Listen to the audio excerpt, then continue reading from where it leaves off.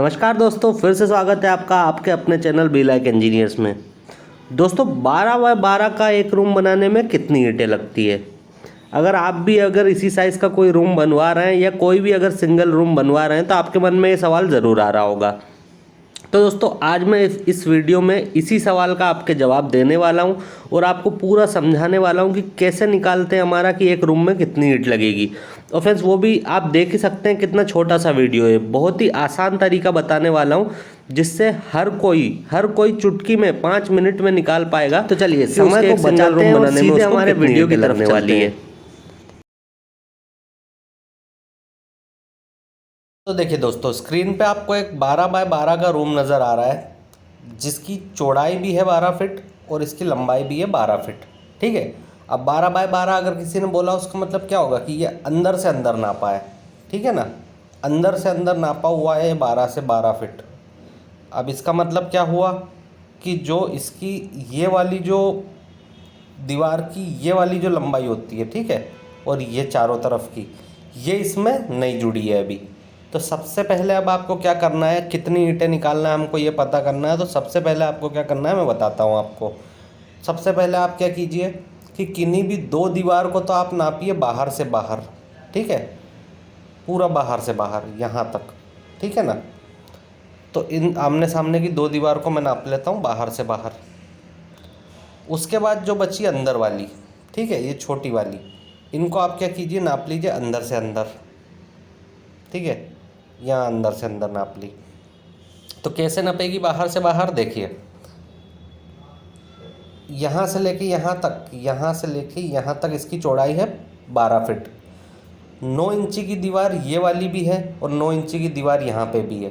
तो ये कितना हो जाएगा हमारा 12 फीट और प्लस 9 और 9 18 इंच। ठीक है ना, तो 12 फीट और 18 इंच कितना होगा, देखिए 13 फीट 6 इंच हो जाएगी ये दीवार की लंबाई हमारी पूरी बाहर से बाहर। ठीक है, 13 फीट 6 इंच हो गई इसकी। और इसी तरह से भाई इसकी 13 फीट 6 इंच हो गई तो इसकी भी 13 फीट 6 इंच हो जाएगी। ठीक है ना, तो हमारा क्या क्या हो गया, मैं इस जगह पर लिख लेता हूँ 13 फीट 6 इंच। एक और आ गया हमारा क्या, 13 फीट 6 इंच।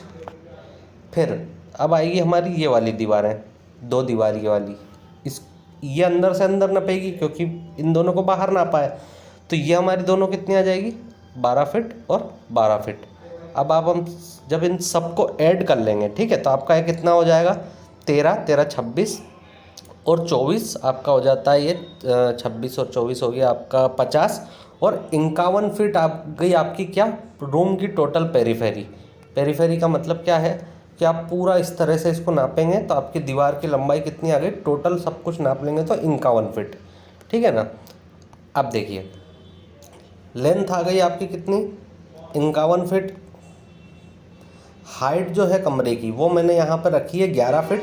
आप जो भी हाइट रखेंगे उसको यहाँ पे मान सकते हैं। और जो दीवार की जो थिकनेस है वो कितनी मानी है हमने, वो है हमारी 9 इंच। तो देखिए सबसे पहले आपको क्या करना है, एरिया निकाल लेना है दीवार का। तो एरिया कैसे निकलता है हमारा, एरिया का फॉर्मूला हमको पता है, लंबाई गुणा चौड़ाई। लेकिन यहाँ पे चौड़ाई नहीं लेंगे हम, लंबाई गुणा ऊंचाई लेंगे, यानी कि हाइट लेंगे।